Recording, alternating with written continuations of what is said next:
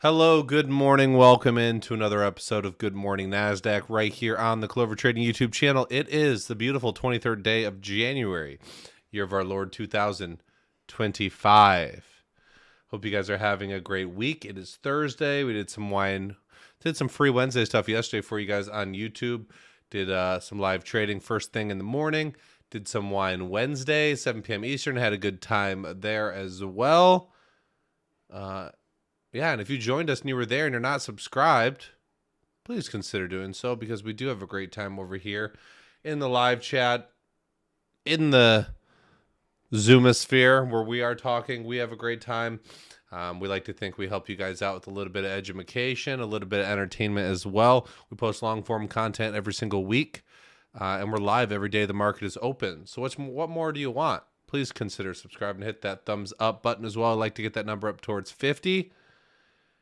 And what do we do here, Huddie, on Good Morning Nasdaq? We talk about the biggest gappers of the day in small cap land. We go through their news, what catalyst they have, talk about their float share structure, how much cash they have left, and then go through their daily chart and kind of decide if there is any bias to be had and let you guys know what we see when we pull up these charts for the first time.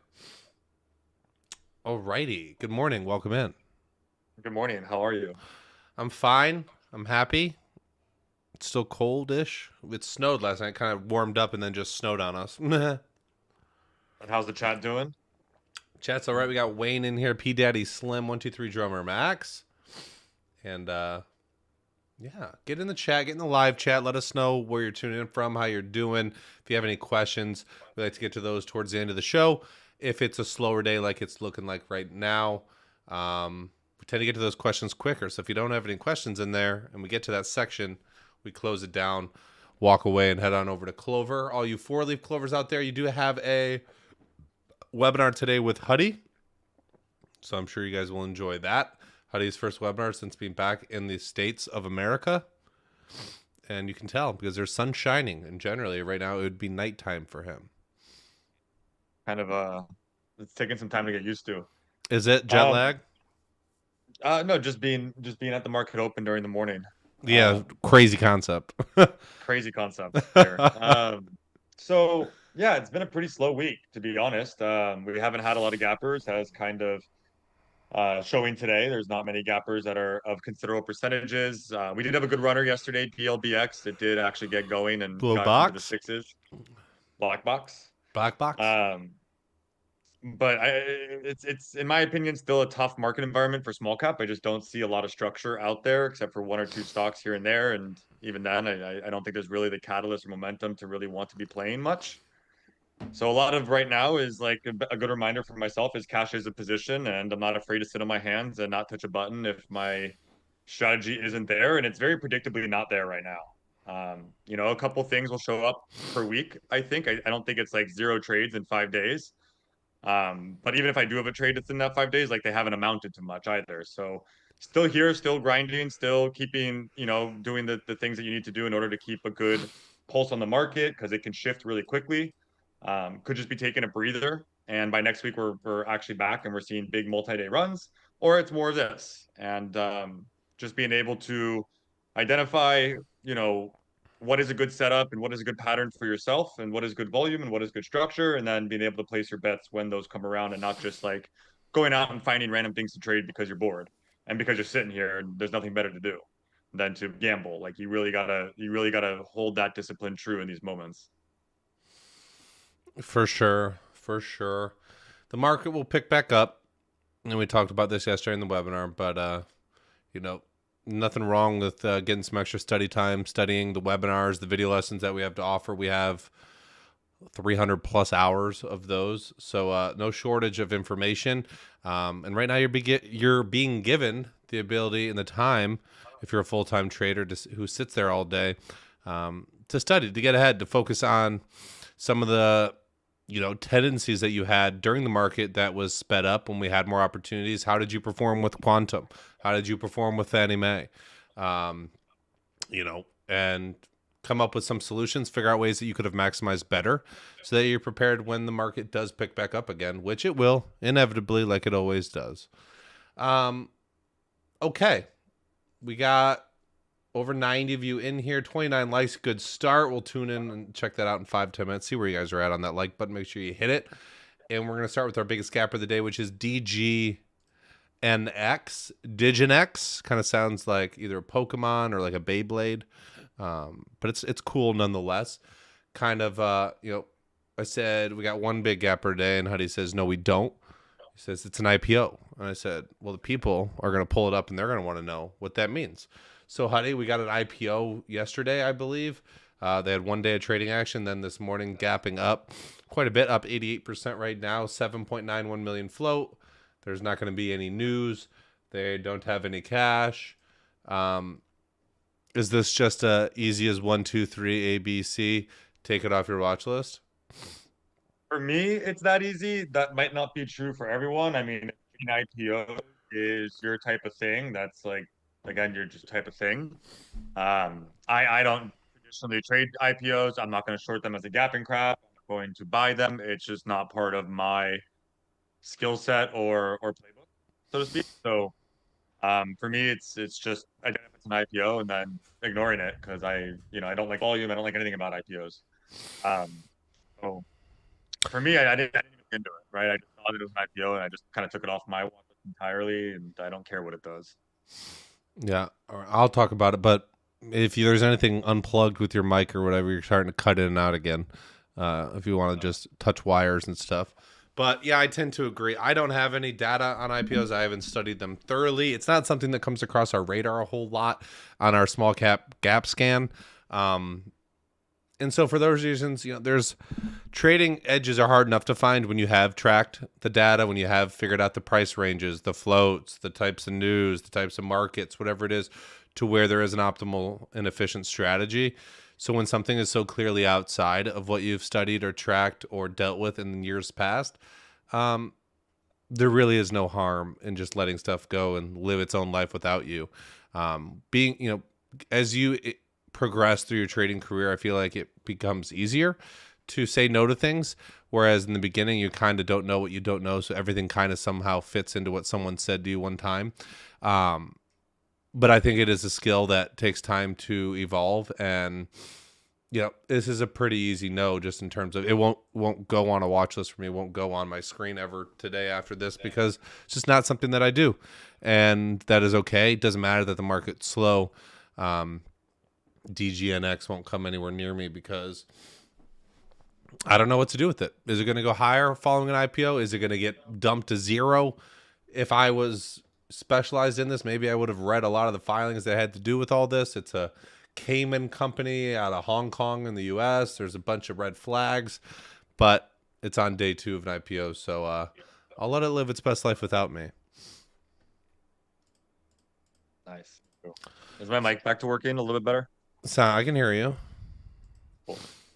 So that's Diginex. The next, we got a runner out of nowhere. We got a runner out of nowhere of 95% VNCE Vince.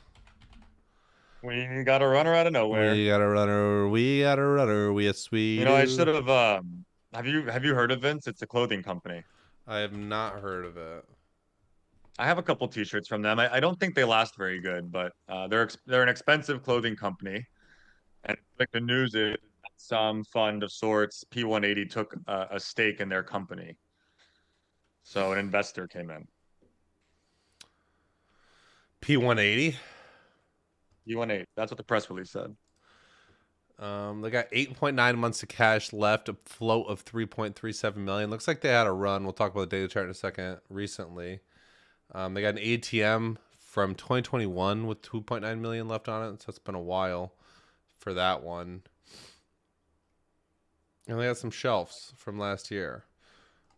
Okay. Yeah, already kind of feels more real. Whenever I see the dilution tracker, Huddy, and I don't know what you think. I don't know what to do with. I never look at this chart when it says the historical outstanding share count and potential dilution. But usually when it's like the same line for like years and it's just like a perfect horizontal bar graph, I feel like it's more of a real company. I don't know if you feel that way, but when it's just like one bar that goes up into the sky into infinite, then I'm like, oh, this is sketch. So maybe, and you already brought it up that you've already bought a product from them, so we already know it's more of a real company that's out there in the world, but it feels more real. And we do have a run from mid December from the ones all the way up to the $7 area. I don't remember this one. I don't know if you do. Kind of a choppy runner with some wicks around. It's not a really clean multi-day spike, but it is a 4-day move nonetheless. Kind of pulled back, had some bouncing from the 4s to 6s before fading off the last few days. And what did we say the news was? Someone took some of them. Yeah, also technically just kind of looks like a bounce after kind of a harsh sell-off from the 4s down to the 2s, losing 50% of their value. Now gapping up this morning, doing 20 million. Let's go back in time a bit and see if the stock ever had any recent runs. Not really on any volume. Not a lot going on, just top left to bottom right. Kind of been fading for the past few years. Whenever I see stocks that... I also just hate the look of, and I feel like we see this more often, like stock will have like 4 or 5 red days in a row that like break through a lot of support. And then we catch it when we're talking about on Good Morning Nasdaq on the day that's like gapping up back to where it started from that downtrend. And those always to me just look weird. I like sideways and up. Like those are where my eye can read price action a lot better. So this is always a little fishy and funky to me. It's got decent volume, but even though it's a lot lighter volume during this move that started in December, there's a couple weeks worth of days in there that probably do have some built-in resistance. I don't look at this like a breakout chart. I don't look at this like something that is very bullish or strong. It's kind of gapping to the middle of all this resistance, which kind of I would expect more often than not to fail. So that's kind of my initial thoughts, is just that it's up 92% right now. Recently been pulling back pretty hard, now bouncing right back into, not pretty serious resistance, but very notable resistance if anyone pulls up this daily chart. I totally agree with that. Kind of surprised to see Vince like this company that I know, and they have stores operating, and they're very low on cash as it got done. And so that just strikes me as kind of weird for a company that I would think is better than a small cap stock. But it's not. It's got a low float, 2 mil float, at least per Yahoo Finance, and gapping up on investor news. So we'll see. The news is kind of bullish. The volume is much better than it's traded anything in the past. The question is, does it deserve this gap up because this company came in and invested in them? I don't know what Vince has been up to, but I'm looking at a long-term chart here and it looks horrible. It looks like they have not been doing very good with their capital management. Now, I don't know if this is like a turnaround story and this is the start of a move back towards, a claim to fame, or if, it's going to take months or years for this to really sort itself out, which it definitely could. Just because someone came in doesn't mean that the story turns around in a second. But they are, changing of the guards, changing of the management, and trying to probably correct the ship here. Correct the ship, they will try. They will certainly give it their best effort. So that is VNCE, Vince Holding. Coming on a week in which have not had a ton of momentum from gappers. Yesterday we had BLBX. Kind of changed the notion there. It was the only bigger gapper of the day, up more than 80 or 90%. And I don't even know if it was up that much. But turned into a nice mover. I think I saw it gapping down this morning. So we'll see if that continues, even though the options are very limited from DGNX IPO to VNCE. Then the next biggest gapper is HEPA at 43%. So not a lot of options again today. Overall market still just, I guess when I say overall, I just mean small caps. Overall market's back at highs. But we'll see if the Momo stays with the small cap this morning, the only 1 or 2 that are there, or if they crapulate. 130 of you in here right now, 46 likes. Really ask you kindly, nicely, and pleasely if you would hit that thumbs up button, get that number up towards 50. We'd really do appreciate it. Want to let you guys know as well that we are doing a live in-person boot camp March 22nd through the 24th. You are not at all obligated to go, but if you purchase a ticket, we really would appreciate that you come. Information on clovertrade.io. If you go to the bottom of the page, it should be a little pop-up for the boot camp. We absolutely love doing them. We have a great time doing them. We love getting together, just us Clovers as friends. And we love talking stocks with you guys. I lose my voice every single time by like night 1. We have great presentations from guest speakers. And it's just really all around great feature when it comes to trading, which is such a lonely game. So if that interests you, check it out at cloverchain.io. If you're not interested or you've already purchased a ticket, my apologies. You will hear about it for a minute or two every single show. But letting you guys know that. All right, those are the gappers of the day. Check again real quick. No more gappers. So we'll take some questions. If you guys have any stocks that you're interested in or have questions about, we'll be happy to answer that at this portion of the show. Nikita says that DGNX is an IPO, but it's going to be such a scam. China, Cayman Islands. There are certainly some red flags when it comes to it, but it's not even necessarily that makes me uninterested in trading it. It's more of the fact that it's an IPO and we have 2 days of 1/16th amount of information about it. Joshua Schmidt says SES has some positive news. What did that do? That ran with the quantums. With LAES was the other one that wasn't a higher priced billion-dollar company. Big move from the 40-cent area to 250 has since come down when all the quantums kind of made their retracement from their highs back to the depths of the earth, and has gone sideways ever since. 80 cents to $1, just kind of hanging around. Kind of a lagger, I guess you could call it. You mentioned that they had some news. I'm sure it's not life-changing since the move has already come and gone. But kind of similar to the quants, if you're buying those near the lows after such a big drop over multiple days, 3 to 5 days, they are going to be buried in resistance. They're going to be buried in bag holders, even though a lot of people probably ate it and took losses who were invested from higher. Yeah, it's just, when you get this quick of a move down, there is going to be bag holders at every level higher because we're so far from the main highs up at 250 that any spike I would anticipate on this stock, 130, 150, 160, 180, should be met with some pretty serious resistance, as you've seen kind of on our GTI, QUBT, QBTS, more on the worst companies, QBTS and QUBT, that have done bigger offerings. One second, guys. God bless me. Thank you, Huddie. It's just they're harder to get moving, and even when they do move, they're choppy. And as you can see here over the past week or two in QBTS, QBT, the moves have been quicker, short-lived, and full of chop. So SES not interested for me. I doubt Huddie is either. That doesn't really fit into what he does. Zero interest for Huddie. Throne says the New York Stock Exchange stock are usually real. Nasdaq and Amex, however. Yeah, I don't read too much into that. I do know that there are some different trading differences between the two, or I guess the three, but I kind of put New York Stock Exchange and Amex together versus Nasdaq. But more often than not, we're talking about a Nasdaq stock. Tesla's on the Nasdaq, what did you just say to me? What? Tesla's on the Nasdaq, right? Say it again. You're cutting out a bit. Tesla? Oh, Tesla. Yeah, we like Tesla. On the Nasdaq. Tesla's friends. It's on the Nasdaq. Fernando says, I love the entertainment and education. All the other traders are boring. We pride ourselves on not being boring. We are real people.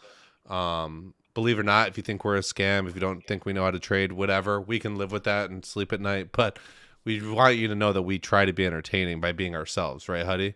We truly are all really good friends. And we have a great time doing it. That's why we started doing it in the first place, because trading can be lonely. I'm sure a lot of you guys know. We found friends in the industry. Now we run a business together. And we love it here, don't we? We do. Show the people. Smile. Look at that.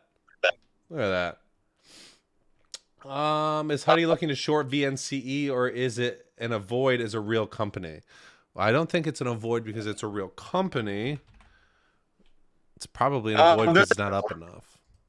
Yeah, there's a shot that I do short this. Right now, it's looking like no. But if we start pushing for $85, then it would definitely go on a watch list for me. But as of right now, it's kind of got a third eye, and I doubt I even trade it. I don't think it's going to really trigger any of my criteria. You don't, huh? I don't. But it's the only one that has a chance of doing it. So once that fails and doesn't trigger criteria, that will be the day for me. So I'm really just here until Vince fails, and hopefully I don't have to trade it. But if I do, Did we lose you there? no, I'm right here. Oh, there you go. The last few words cut out. Okay. That is more talk on the Vincinator. It is 9:15. Wow, 70 likes. You guys are like really rocking and rolling this week. Really appreciate those likes. Also, if you don't know, we're on a mission. I think we need like 10 people to get to 6,000 subscribers, which would be huge for us because I don't know why, but we'd like it. 6,000 is kind of a random number, but we'd like it, right, Huddy? So if you're not subscribed and you're here and you're around us and you like us and some part of you thinks that we're interesting, consider hitting that subscribe button. All right. Well, if no other questions come in here in the next 12 seconds, we're going to wrap it up. Head on over to the Clover room. Get going for another day in the markets. Going to continue to just stay in my lane, not force anything. I think I'm taking 2 trades this week, something like that, 2 or 3. And just wait for a real opportunity. Not a lot of charts developing to kind of make me feel like I should be trading anything anyway, but I'm going to try to continue to stay disciplined, get some work done, do other things. Kind of hard to do other things when it's so cold and snowy, but did some fishing over the weekend, caught a bunch of slabs. How do you like a fish fry? A slab? Yeah, some panfish. I don't know what that is. Little fishes? Tilapia? No, ew. All right. Well, we will see you guys all tomorrow, Friday, to wrap up another great week here on the Clover Trading YouTube channel. Hope you guys have a great Thursday. We will see you tomorrow, Friday. For all you Clovers, we'll see you in the room right now, and you have a webinar with Huddie at 11 a.m. Right?